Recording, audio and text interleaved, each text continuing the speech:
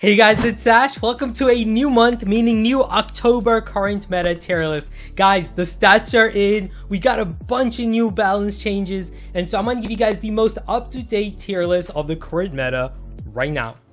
Let's start with the worst brawlers in the meta right now, the 1-star brawlers. Guys, not much has changed from last month. We still have Hank, Doug, Ash, Mr. P, Janet, and Ruff still at 1 star. And then we got Bonnie falling to the 1 stars for the first time as well. Her DPS is just so low. She's very slow in her tank form. These other brawlers, Mr. P, Janet, Ruff, all have low DPS. They don't have very good damage in this meta. And then you have tanks such as Ash, Doug, and Hank have very low range as well as low damage. They get trampled by other hypercharged tanks right now. If you're not dealing a lot of damage like Mr. P and Janet, you're just gonna get wrecked by Mortis, Kenji, and all these powerful tanks right now. Next, at 2 stars, we still have Primo, Bo, Edgar, Bull, Sam, Otis, Miko, and Charlie still at 2 stars. But now we also have Willow, Grum, B, Chuck, Jackie, and Rosa all falling to this 2 stars. They're very good brawlers, but they're very niche dependent, guys. Brawlers like Grum is great on bounty and knockout, but he's gonna get absolutely destroyed everywhere else. With all these assassins and tanks,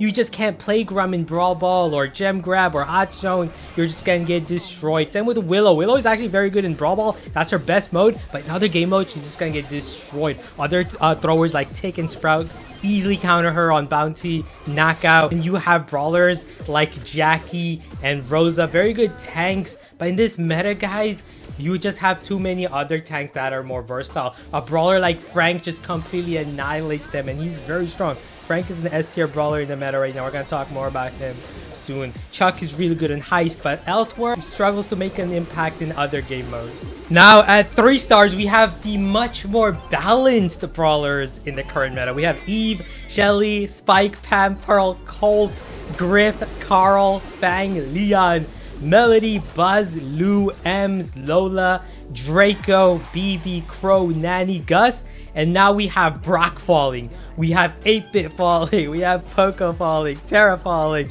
Sprout falling, Fairy falling, and Penny moving up. Thanks to Penny's newest range buff, she just got a extended range, a small range buff. She's now a lot more equipped to beating other longer range threats she struggles against. One of the things Penny always struggled against are other long range brawlers that just have a lot of range, like Snipers, Piper, Belle, Byron, Mandy, for example. So now with this extended range, she's able to compete more.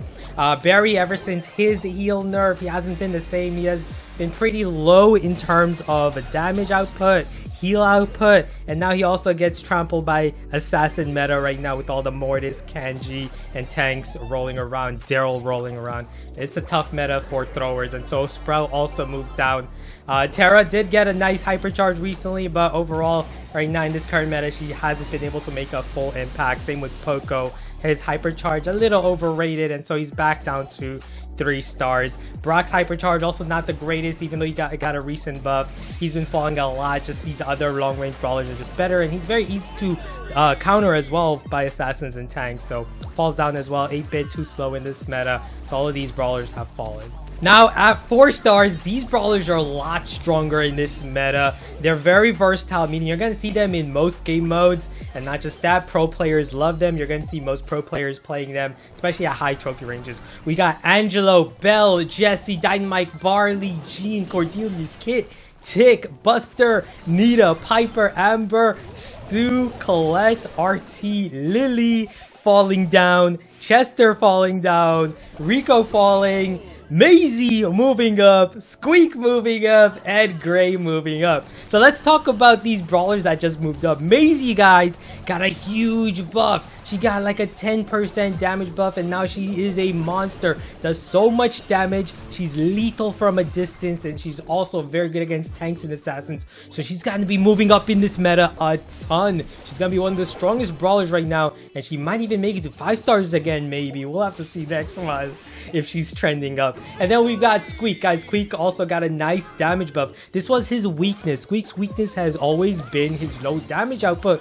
because he gets countered by assassins and tanks just too easily. So this nice damage boost, it's about 7% boost. It's going to move him up, especially now that he also got a recent hypercharge. He's going to be moving up a lot in this meta. Make sure to use his residue gadget with the +1 gadget charge here for the best impact with him. He's going to be very strong right now. And then we got Gray moving back up. He's just so versatile, the ability to teleport, his hook gadget. He's so strong on bouncy knockout, and then for support on many other game modes. Excellent counter to throwers as well.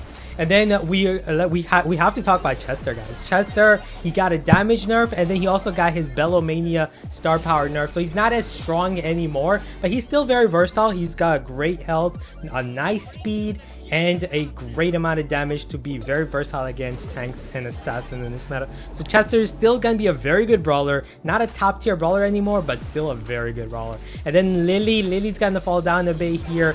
Players are just getting smarter at dealing with her. Once she's out of gadget, she's gonna be pretty easy to counter, and so she's been falling a little in the top tier meta. And then of course we can't forget about Rico. Rico's been really strong ever since he got his hypercharge, but he's also very niche dependent. He's very good on certain maps that have lots of walls. And so he's quite niche dependent. He's super dominant on certain maps and not so much on others. And so we're going to place him at 4 stars. And now for the best of the best, guys, the 5-star brawlers. We have to start off with Kenji, guys. He is one of the best brawlers in the game. Top 3 for sure. If you guys played against a good Kenji player, you already know how infuriating and annoying it can be to deal with him. His ability to change supers, his Hosomaki healing gadget to heal back damage. It's been reduced from 75% to 50%. Now it's been balanced a little, but it is still so strong, guys. Kenji is so powerful because he's like a tank combined as an assassin. He's a hybrid. So you got amazing health, you got great healing, and then his trait that also heals him. He is such a nightmare to deal with. And then we got Mo, of course. Mo also got a slight nerf. But he's still so annoying to deal with. Once you have Mo's super, you become invincible underground. You can deal immense damage. You got knockback on top of it. And then on top of that, Mo does so much damage up close. And then he's also super hard to deal with, trying to avoid damage, because even if you're behind wall, his rocks can hit you. So he's a very annoying brawler right now. Competitive players hate Mo because of how annoying he is. And then Daryl got a small nerf as well, guys. They reduced his super charge rate by about 27%, but it's still not enough to stop Daryl. You still get his super passively for free. You have other ways to get it too. Recoiling rotator gadget also charges his super. So Daryl is so strong right now because of his double knockback super. You got 2 super, you got extended range, but you also have double knockback. And guess what? When you have 2 supers, you have 2 uses of his star power as well, 2 times the shield. So he is so powerful still in this meta, guys. And then we also have Gale. A lot of people are saying, oh no, Gale might fall off, but no, guys, his nerf is very small. You have a super damage reduction nerf from 820 to 600, which is, you know, slight. That's about 25% damage nerf for super, but his super doesn't really deal a lot of damage. It still goes through walls, it does damage, and that's enough to be very annoying, because imagine getting supered by a Gale through wall. It resets your heal. You can't heal back, right? So you have to wait even longer. So he can be very annoying in that sense. So Gale is still super strong. He's one of the best counters to tanks and assassins. And guess what? This meta right now is full of those brawlers like Kenji, Daryl, Mortis, of course, and so you need Gale still in this meta. And then another anti-assassin tank brawler, Surge. He's so strong right now in this meta, especially with the hypercharge. He's another brawler that you can classify as a top 5 right now in this meta. So versatile, with especially once you upgrade. You got the range, you got the ability to counter other brawlers, that speed boost, of course, and then his ability to counter the tanks and assassins, of course. So all of these brawlers, guys, Frank, Clancy, Meg, Byron, Max, Larry, Sandy are all still going to remain at 5 stars. Meg got a small nerf as well. They reduced her HP from 4,000 to 3,500. A slight nerf to HP. It's still not enough to push her out. She has 7,000 health at max. Guys, she is still so strong in her mecha form. And then, of course, Mortis moving up. We can't forget about Mortis. He's the most played brawler in the entire game, and he has the most deadliest hypercharge in the game. The ability to team wipe so easily with it. So he's so strong right now. And then Mandy. We have to talk about Mandy. Guys, Mandy's balances are kind of bugged right now, but they will be fixed soon, very soon. And once they're fixed, she's gonna be a monster, because what they did is they buffed her projectile speed by 20%. They increased her super base projectile speed by 19%. So they did so much to buff her up. She's gonna be a nightmare. And then once she gets a hypercharge in the future, she's gonna be indestructible, I fear. Oh my goodness. Hope you guys enjoyed this month's meta tier list. Look forward to next month as well. Don't forget to subscribe and make sure to use code AshBS in the shop, guys. I would love that. I really appreciate that. Where did it go? Code AshBS, guys. Make sure to use that. I would love that. Thank you guys so much for watching, and I'll see you guys next time. Take care.